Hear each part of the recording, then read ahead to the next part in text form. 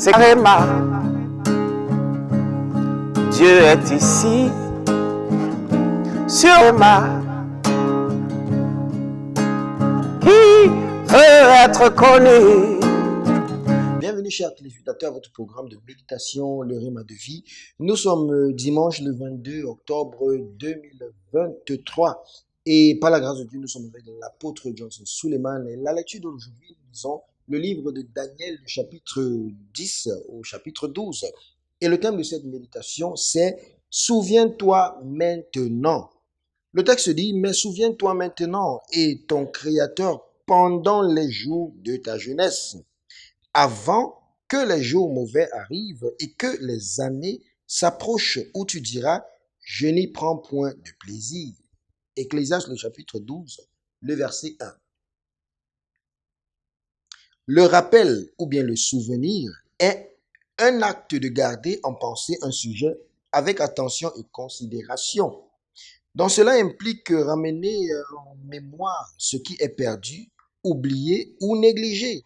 Un appel à se souvenir d'un sujet et un appel à une action de l'heure qui porte en elle un fort avertissement. Dans notre texte de base, la puissance du terme « souviens-toi » est amplifiée par le mot « maintenant ». Que le suit. Souviens-toi maintenant est un commandement et un fort avertissement qui requiert un besoin d'action urgente. C'est carrément.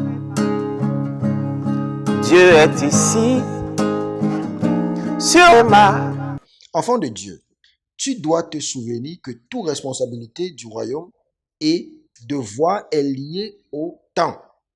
Dans le temps est un carburant, il est plus précieux que l'argent et il n'attend personne. Lorsqu'une action requise n'est pas prise à temps, elle passe et l'opportunité est perdue. Dans 1 Samuel, le chapitre 25, le verset 18, Abigail s'est sauvée avec toute sa famille dans la destruction parce qu'elle s'est précipitée à prendre une action qui remettait à une situation explosive, qui remédiait à une situation explosive.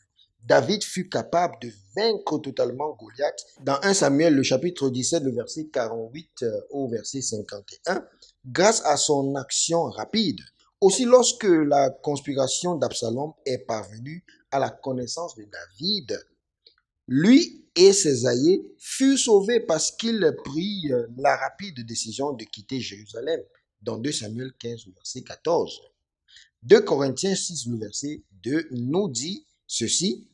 Au temps favorable, je t'ai exaucé, au jour du salut, je t'ai secouru. Voici maintenant le temps favorable. Voici maintenant le jour du salut. Le temps favorable ou acceptable pour la repentance et pour mener une vie sainte, c'est maintenant. Donc, il n'y a plus place pour un revoir au lendemain. C'est maintenant le temps de gagner les âmes, de porter du fruit et le fruit de la justice et de mener une vie victorieuse sur le péché, la maladie, la pauvreté et l'échec.